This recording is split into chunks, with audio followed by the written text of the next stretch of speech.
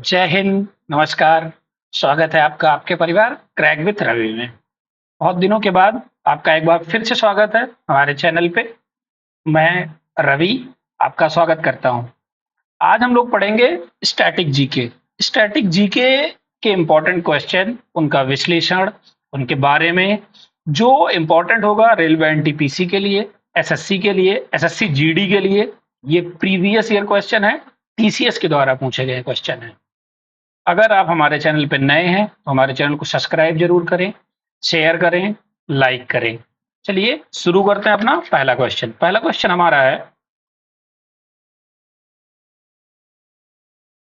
हमारा है, भारत के संविधान का अनुच्छेद 76 किससे संबंधित है? जो भारत का संविधान है इसमें आर्टिकल जो 76 है ये किस भाग में आता है?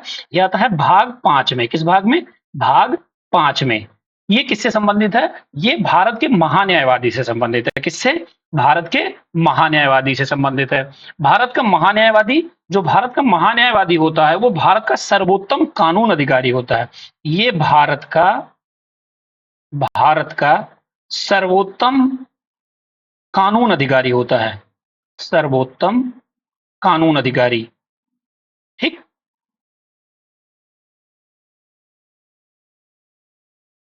ये भारत का सर्वोत्तम कानून अधिकारी होता है।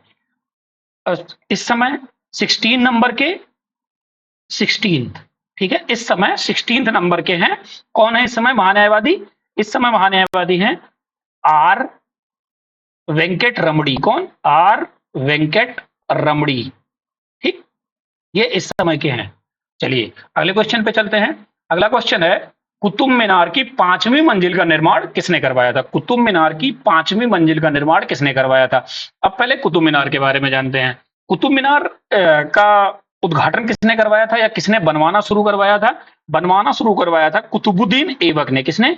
कुतुबुद्दीन ऐबक, ठीक है, ऐबक। कब शुरू किया था इसने? इसने शुरू किया था 1200 में। कब शुरू किया था? 1200 में, ठीक। इसने थोड़ा निर्माण करवाया, तहखाने का निर्माण करवाया। इसके बाद कौन आया? इसके बाद आया इल्तुतमिश। कौन आया? इल्तुतमिश आया। कब आया? 1220 में। 1220 में उसने 3 मंजिल और इस पे चढ़वा दी। 3 मंजिल और चढ़वा दी। 3 मंजिल, ठीक। 3 मंजिल किसने चढ़वाई? इल्तुतमिश ने चढ़वाई। यहां लिख लेंगे इल्तुतमिश, ठीक है, इल्तुतमिश। इसके बाद कौन आया?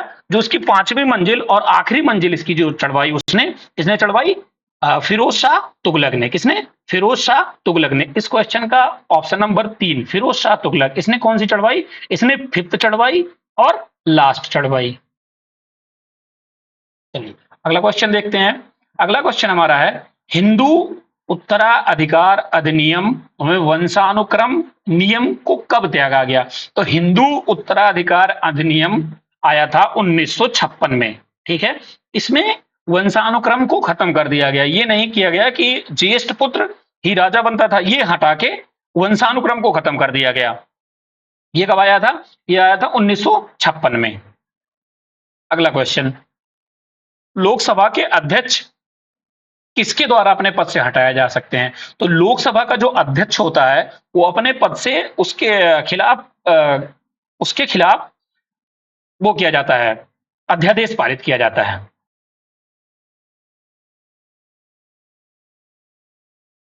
को हटाया जा सकता है। थोड़ा लोकसभा के बारे में जानेंगे। लोकसभा के बारे में, ये भारत में कितने सदन है? भारत में 2 सदन है, राज्यसभा और लोकसभा, ठीक। लोकसभा में कुल कितनी सीटें हैं? अब लोकसभा में इस समय 550 सीटें हैं। कितनी? 550। और राज्यसभा में 250। कितनी?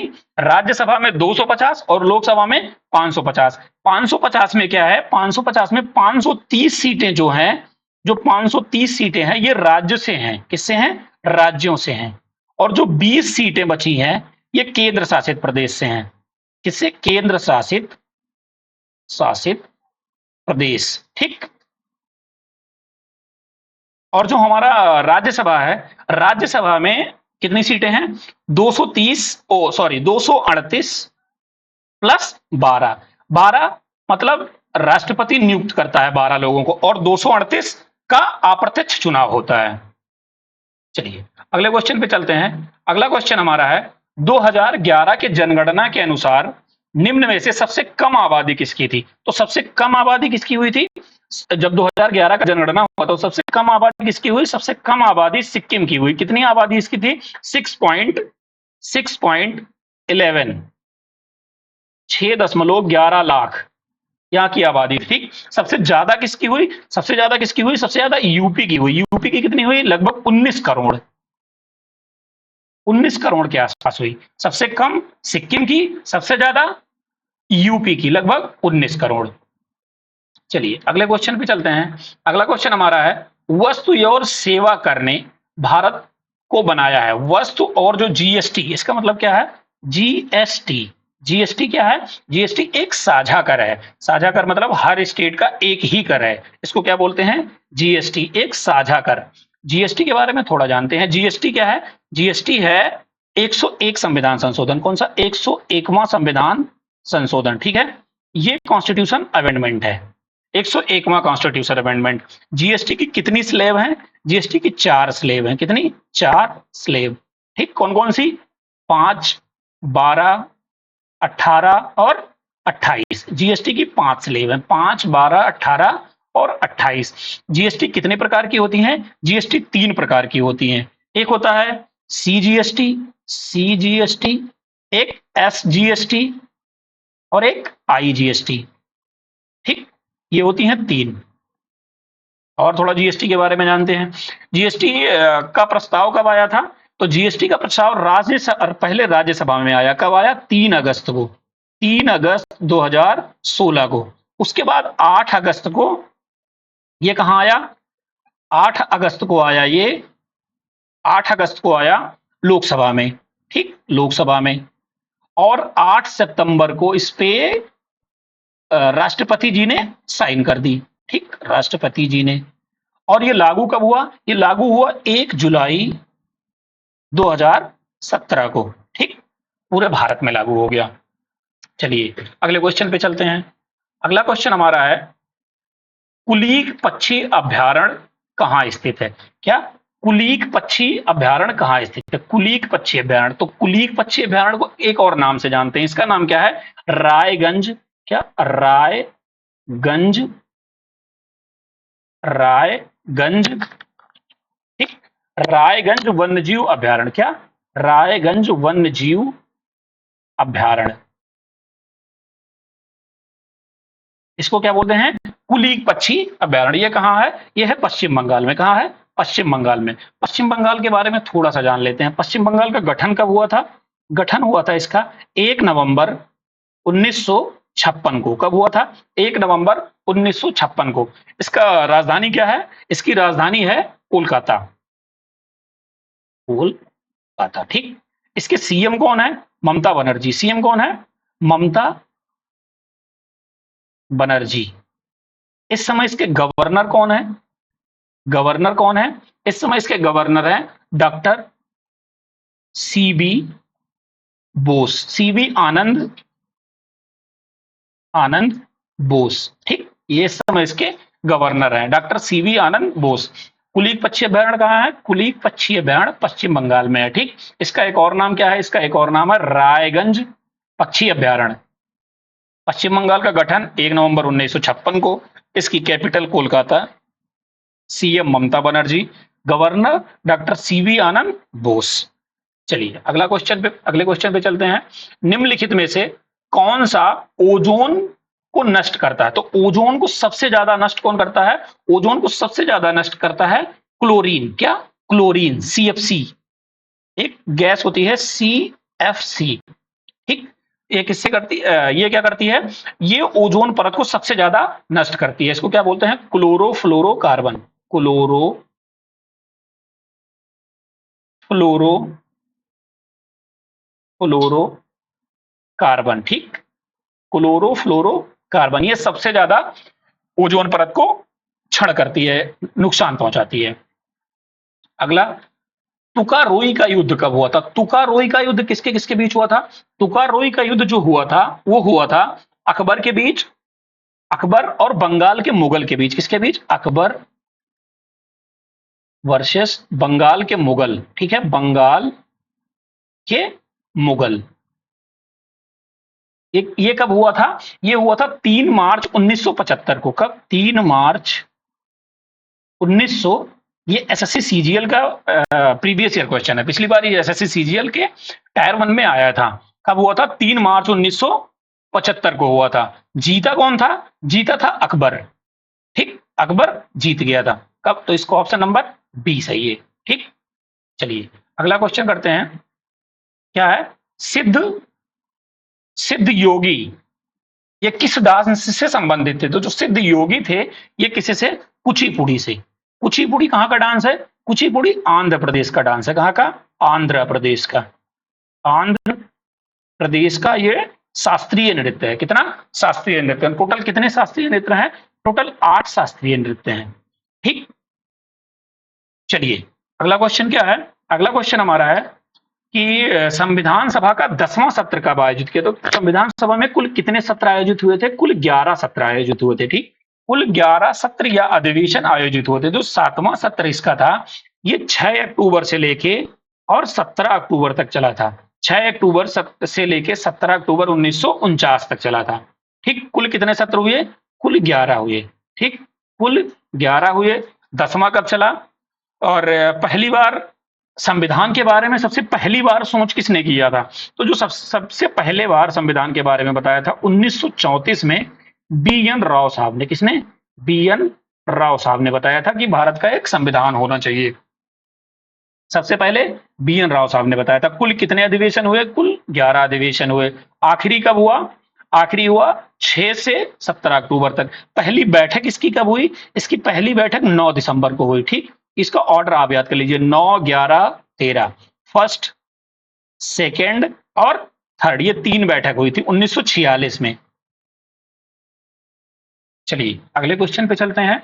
अगला क्वेश्चन हमारा है किस नदी का मतलब पुराणों में किस नदी को वितिस्ता भी कहा जाता है? तो वितिस्ता किसको कहा जाता है? तो वितिस्ता कहा जाता है झेलम नदी को। किसको? वितिस्ता झेलम नदी को कहा जाता है। और नदी के बारे में जानते हैं। बिपाशा किसको कहा जाता था? बिपाशा किसको कहा जाता था?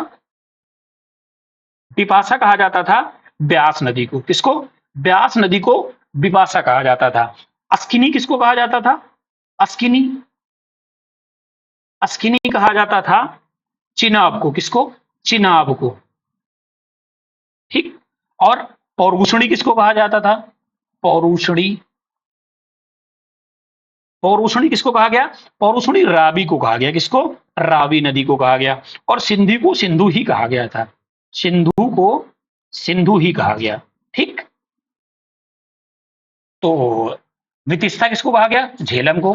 बिपाशा ब्यास को। अस्किनी चिनाब को। पौरुषणी रावी को। सिंधु को सिंधु ही कहा गया।